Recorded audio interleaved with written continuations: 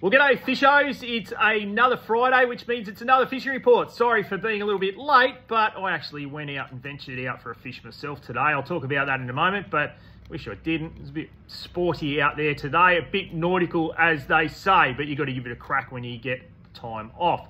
Let's move into the fishing report. So in the bay this week, a lot happening in the bay.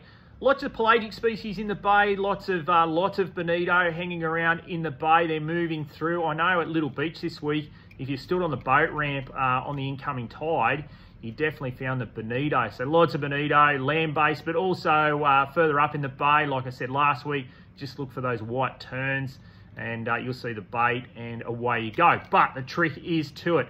You got to throw the right lures. Now, little army anchovies, those little guys there, that size, that's the 11, that's the 18 gram. Absolutely perfect for the bonito inside the bay. But the other one that's been doing really well, the Jackson G Control, 28 grams. Doing really well on the bonito. Taylor and Kings love those as well. But not only that, you can use them off the beach and off the rocks at the moment as well.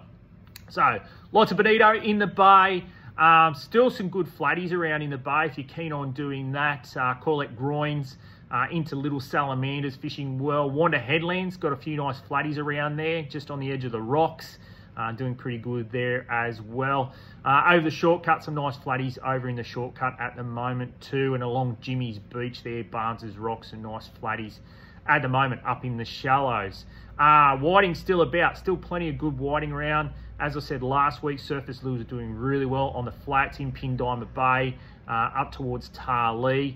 And then further up the reaches of Tilligary and places like that. All those sand flats doing well on the surface lures. We have got big tides on the new moon at the moment, so big tides. And those whiting will move right up into the shallows in between the mangroves. So don't be scared of throwing a surface lure right up in those mangroves. So if failing that, live worm, live nipper will do the trick on light tackle. There's some nice fish on Sha Bay Beach still opposite the Caravan Park if you want to do that. Squid in Sha Bay as well, so a few squid in Sha Bay, which is good if you want to feed or some fresh bait. Some good squid in Shoalie at the moment. So that's the bay in a wrap. Mulloway fishing's been a little bit quiet, but it does happen this time of year inside the bay.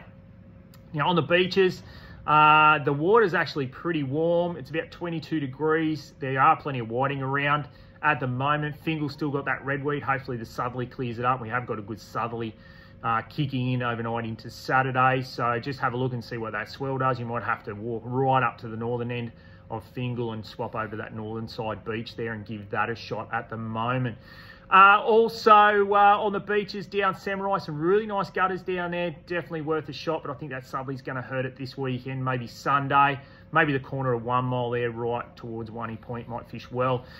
Down Barooby, did hear of a big mulloway caught down the beach during the week, 34 kilos, absolute stinker. So be worth having a look for a mulloway down the beaches at the moment, especially down Barooby. On the rocks, bonito are also off the headlands, as I said last week, and that lure I just showed you, the G Control 28, doing really well off the headlands there, Fingal Headland. And then obviously 1 Mile Boat Harbour, all those headlands, those points, fish really well. Those points there can be fishable in a southerly. Just remember, it's going to be big this weekend. So be careful off the rocks. Make sure you wear a life jacket too. So it is law around Port Stephens to wear a life jacket off the rocks. And as you've seen that, unfortunately, there was a life lost last week for someone that's fishing the rocks, didn't wear a life jacket. So make sure you wear a life jacket on the rocks. Okay, so moving on to the offshore scene. Plenty of trag around. If you want to go trag fishing, the V Reef, the 21, they're holding trag. I was on the V today, marlin fishing, and there's so much bait there. I spoke to Brad actually off Dr. Hook there, or Pacific Blue Charters. He got some really nice snapper, lots of 3 kilo models on the V today, or just off the edge of the V. I've seen him there. Did really well in the snapper. I think Saturday's going to be a bit hard to get to, but Sunday might be worth a shot. If you're keen on that. Some good kings around the back of Broughton, around the sisters there. That water clarity is pretty good there. Although, like I said, the water is not as warm as what you think. It's only about 21.5 to 22 degrees. I thought the southerly might have pushed in, but it hasn't at this point in time. It is blue, it is clear, but it just hasn't got that temp in it. Had a quick fish for marlin on the V back over towards the lighthouse. Didn't turn a reel today, but plenty of bait. And like I said, it was very nautical. So yeah, see how we go. Now around the islands, Little Island and Big Island. Now this week, a couple of cobia caught again around the islands there. So some cobes around. We'll have to see what this water does. I think they'll hang in there. Best thing for cobes, live baits, or you can throw some dead baits down a burley trail and you might find a cobia there at the moment. Plenty of bonito around Little Island, some big tailer in the washes there too if you get up early. Have a crack there. The front of Fingal Island will be worth a shot as well. But like I said, I think Sunday's going to be more conducive to fishing offshore.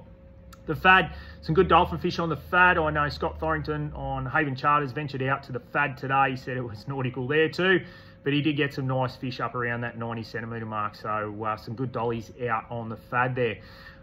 There were a couple of black marlin caught during the week on the inshore. Not many numbers, but there were a couple sniffing around. So it is about to happen, I think. I think we need another couple of weeks. That current to push in there from the east or the north, and it will happen on the inshore. I think it's just probably 2 weeks away is my guess. I mean, that's a crystal ball. If I could win 200 million on lotto, that'd be great. But anyway, that's a prediction. We'll see what happens. A few fish on the shelf though. I know Akuma fished last Sunday, had 5 bites, caught 3. So a mixture of stripes and blacks on the shelf. So definitely worth a run to the shelf, I think, the way the water's going. But we won't find out, I don't think, until maybe Sunday or Monday with the weather the way it's looking. But looking good. The shootout's only a week away, so it is looking very interesting to see whether it'll be an inshore or an offshore bite for the shootout. So very interesting. I know a few crews next week. They'll be doing a bit of hunting and scouting, so it'll be very different, that's for sure. But anyway, different to last year with that inshore black marlin bite. That's it for this week. Enjoy your weekend. We're open all weekend. Got plenty of new products in, including those new diacertates, although we did sell quite a few today. Anyway, enjoy your fishing.